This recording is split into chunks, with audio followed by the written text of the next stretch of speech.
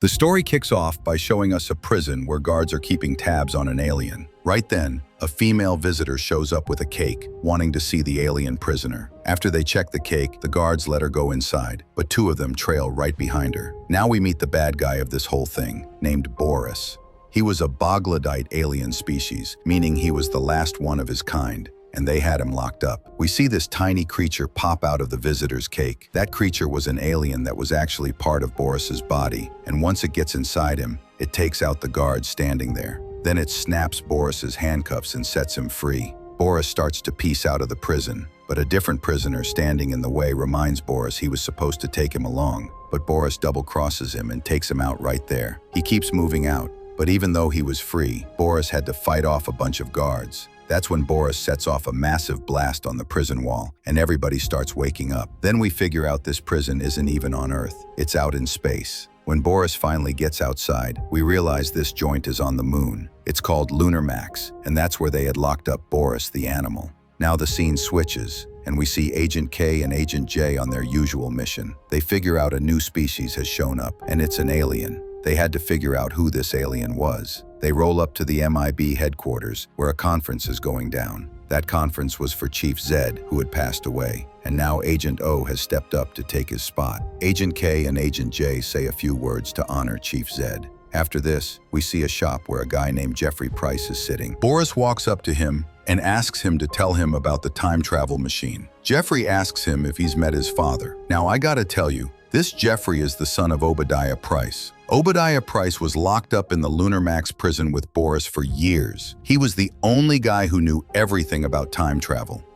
Meanwhile, Agent K had figured out that Boris the animal was back on Earth. The spaceship they were checking out belonged to the Boglodyte aliens. They head to a restaurant where they try to talk to Jeffrey. Jeffrey wasn't a regular human chef. He was an alien too. Agent K gets seriously ticked off at the alien running the place because he was feeding human meat to the other aliens. Seeing this, Agent K tells him his license is going to be canceled if he pulls that again. Agent K sits down with Jay in that same restaurant to wait for Boris. Agent K knew Boris would absolutely show up there, but after a few minutes, a fight breaks out. All the people sitting in that restaurant were aliens, and they instantly start attacking K and Jay. A big slimy alien from the kitchen also pops out and goes after Agent J. Now that Boris had finally shown up, he was trying to take out Agent K, and Jay shows up right then to save him. As soon as Jay opens the door, the spikes that shot out of Boris's hands hit the door. K and Jay start falling from a super tall building. They survive, but Boris, standing way up high, yells something as he leaves. "K, you're not even alive." Hearing this, K gets lost in thought. Jay doesn't get what Boris the animal was trying to say to K. When Jay asks K about it, K doesn't tell him squat and says that Jay shouldn't talk about things he can never know.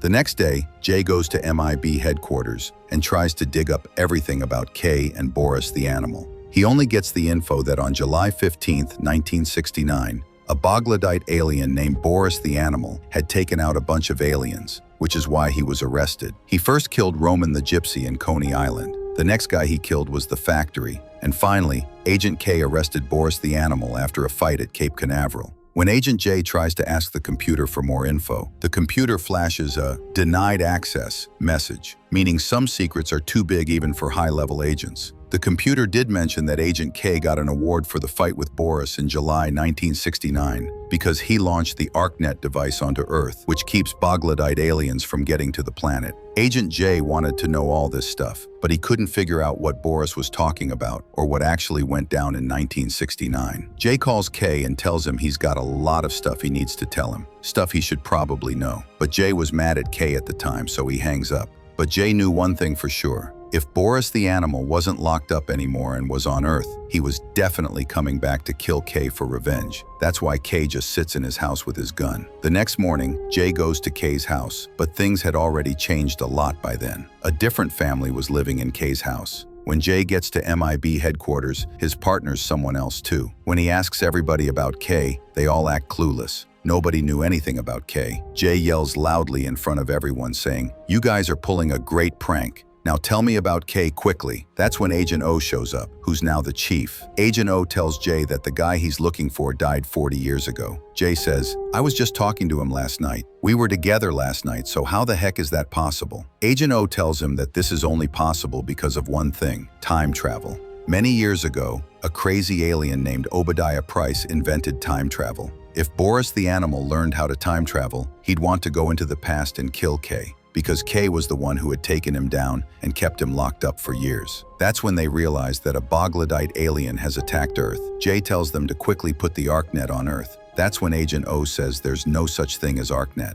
Jay says K invented that. Then Agent O says K's been dead for the last 40 years. Now Jay starts to put it together. If K isn't around, where would the ArcNet come from? If the ArcNet isn't there, any alien spaceship can attack Earth. And now Jay realizes he has to time travel himself. Only time travel can let him take out Boris. And if Boris is dead, everything will go back to how it was before. Now Jay heads to Jeffrey's shop and asks Jeffrey about the time travel. Jeffrey takes him to the top of the building and starts telling him about the time travel gadget. He says that when you're just a few feet off the ground, a green liquid will fill up in this gadget. I'll set the date for you, July 15th, 1969, the day you have to go. Then Jay says, set it for July 14th, 1969, so I can show up a day early and take out Boris. Jeffrey asks Jay where he needs to go. Then Jay says that the alien Boris killed on July 15th was Roman the Gypsy at Coney Island, so he'll go there first. Finally, Jay asks one last question.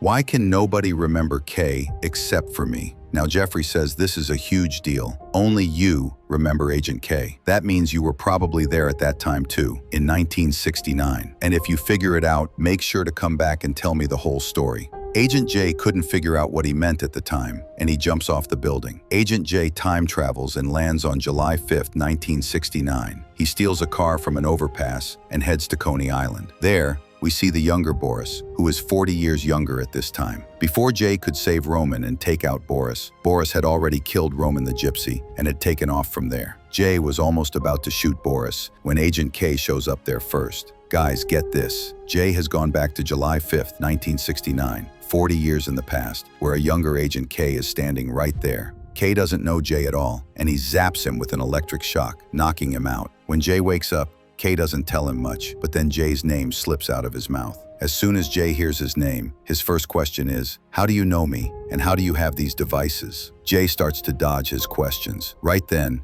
Agent O shows up there too. K thinks Jay is a total lunatic. K doesn't believe anything Jay says. That's why K takes Jay to the memory wiping room to erase Jay's memory, because the neuralizer hadn't been invented yet 40 years ago. Jay tries everything to stop K there, but K won't listen to anything he says. Only 15 seconds were left before Jay's memory would be wiped. But right then, Jay says a few things that force K to listen. Jay says that tomorrow, K is going to go catch Boris, but he has to kill him, not capture him, or the future is going to turn terrifying. Hearing this, K shuts down the time machine and frees Jay from there. And now K starts to realize that Jay might be an MIB agent who came from the future. Now they both go to stop the events that are about to happen. Then Jay asks K where they need to go first. Then Jay thinks hard, remembering everything, and realizes that after Roman was killed, the second person murdered was named The Factory. K takes a matchbox out of his pocket and realizes that the factory is a place. Now they both show up at a place where two aliens are already there. They try to ask those two aliens where their boss is. The two aliens first refuse to tell them where their boss is. So K and Jay start messing with the alien's head. After a while, when they find out about their boss, they realize they're too late because Boris has already killed the alien there. But then they find a clue. A book was kept there that said glamour. They realize where they have to go next.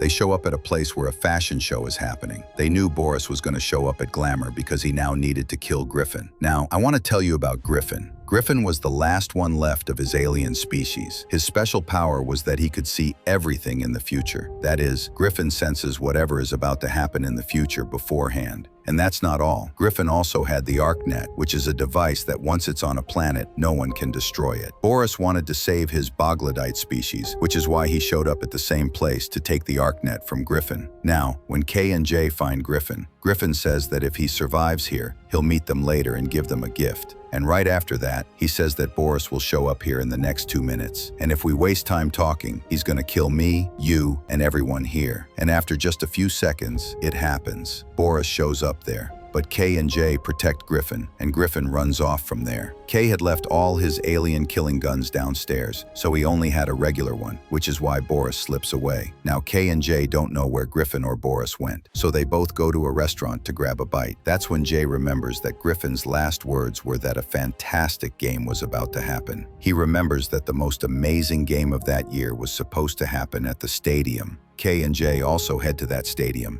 and they were right. Griffin was inside that stadium, but the problem was that no match was going on there. Griffin was just enjoying the game using his power to see the future. When Griffin sees Kay and Jay have returned, he gives them a gift. That gift was none other than the ArcNet. Griffin says that he's already lost his planet. His whole planet has been destroyed. But I don't want your Earth to be destroyed too. If you put the ArcNet on your planet, no alien can destroy your planet. He puts his hands on their shoulders and shows them the game that was happening in the future. Because of all this talking, Jay forgets to watch out, and at the same moment, Boris snatches Griffin from him. Now Jay and Kay also hop out of their car. Kay takes a device out of his car. This was a bike that had only one wheel instead of two. But this bike was super fast. Now they both start chasing Boris. Boris sends the little alien creature that came out of his hand at Griffin and takes the ArcNet from him. On the other side, Kay and Jay fool Boris and take Griffin back to them. They think Boris is dead in this fight, but actually, that's not what happened. Boris escaped from there. Boris was standing in a spot where he opens the instrument he snatched from him, but it wasn't the ArcNet. It was just an empty box. And guys, at this very moment, the real Boris shows up. That is, the Boris from 40 years later, the one from the present time, who came here by time traveling, meaning he's in 1969 now. Now 2 Borises are standing there, the one from 1969 with both his hands, and right in front of him is the Boris from 2012, the one who spent 40 years locked up and had a hand cut off. Now they both start cooking up plans together. On the other side, Griffin shows his true face. He says that when Boris the animal is chasing us, we have to hide things. And now he takes out the ArcNet and gives it to Kay. He tells Kay that all he has to do is get it outside of Earth. Now everyone wonders how this is even possible. Then Griffin looks at Jay. This was the year the lunar mission was happening, meaning humans were going to the moon for the first time. Now, Griffin tells Kay, all he has to do is put this ArcNet on this rocket. He'll take care of the rest himself. But Jay refuses right there, saying Kay won't go there, meaning to Cape Canaveral, where all this was about to happen, where the rocket was about to launch. Jay asks if there's any other option. Then Griffin says that whoever is destined to die will die anyway. Now Kay, Jay, and Griffin all go to the MIB headquarters. They have a gadget there that can get them to Florida super fast. Florida is where Cape Canaveral is, and the rocket was about to launch, and they had to get there quickly. The 3 of them take off from there, and they get to the rocket launch site. But getting there wasn't so easy. Soldiers had stopped them in the middle. Griffin told them to tell the truth, but even after telling the truth, the soldiers wouldn't let them go. Finally, Kay puts his hand on the shoulder of their highest authority, the general, and shows him the vision that they needed to see. After that, the general tells all the soldiers to let them go. Jay tells Griffin to come with him, but Griffin says that if there's time, he'll definitely meet them. My journey ends here, he says, and the general takes Kay and Jay to the elevator that would get them to the rocket's escape capsule. The general tells them both that after they get to the escape capsule, they need to leave quickly, because if they don't leave, the heat coming from the rocket can burn them both. Then Jay asks the general what Kay showed him. The general says, he showed me you and your work, which is very important for our Earth. Jay and Kay hadn't reached their destination yet, and right then Boris shows up there. Jay says he'll handle Boris. You go up. Kay had gone to the top level, and he was almost about to get to the rocket when Boris shows up there in the middle. One Boris was from 1969, and the other was the old Boris, the one from 40 years later. His fight was happening with Jay. As Jay moves to take out Boris, Boris injures Jay with the spikes coming out of his hand. And now Jay knew that he could time travel. And with time travel, he could also take out Boris. So he runs towards Boris and jumps down from that spot with Boris. Now, when he jumps down from such a height, he sets the time travel gadget in his hand. After a few seconds, the gadget brings them back up again, meaning at this moment, Boris starts to kill Jay again. But this time, Jay already knew the previous event, so he starts dodging all of Boris's attacks, and then he pushes Boris away again. But this time, he doesn't jump himself. This is how we know that Jay takes out the Boris who came from time travel. On the other side, Kay had come to the escape capsule, and he puts the ArcNet there. Meanwhile, when Kay gets to the escape capsule, the new Boris also shows up there, and the ArcNet comes into his hand. But then Kay shoots him with his gun, and Boris's hand gets cut off. Then Kay picks up the ArcNet and puts it inside the escape capsule, and he starts running away from there quickly. After a while, Kay gets out of there and reaches a safe place where he meets the general. And after a little while, we also see the rocket launch. As soon as it passes Earth, the ArcNet gets installed, and it covers the entire Earth. Now, when the general asks where Jay went, Kay says he went back to his world. But actually, Jay hadn't left yet. He was standing close by. Right then, the 1969 Boris shows up there again. He showed up there to kill Kay. As Boris was about to shoot Kay, the general moves Kay out of the way and stands in front of him, and Boris attacks the general. That's why the general dies there. As we know, Griffin had said that death will happen to someone, and that death came to the general. Jay was standing there watching all this on the side. When the general dies, a kid comes out of the car standing next to him. That kid's name was also James, and he was the general's son. He says that his father had given him a watch here, and they had set the time for the rocket launch, which was 9:30. Right then, Jay takes out a gun from his pocket and looks at it, realizing that the little kid was him. He was standing right there at that incident 40 years ago. Then the kid starts asking Kay, "Where did my father go, and when will he come back?" Kay couldn't answer his questions, and he says that he has a superhero now. And he wipes that kid's memory and looks after that kid for many years. And now Jay understood everything, that his father, who he thought had left him all these years ago, didn't actually leave him. He had died in that incident. Now Jay's time travel time was also over. He got back to the same day they had spent their last night together. And now Jay was super happy to see Kay and was thankful to him because all the bad feelings they had for all those years were gone. Even though Kay didn't know that Jay had time traveled to get here, Griffin was sitting in the past watching all this, and he says that this is the best moment of his life so far. And guys, now that the story ends here, you all should definitely tell me how you liked this time travel movie, which had so many twists, so many great thrills, and so many twists. And now I'll see you in the last part of this story. So, see you in the next video.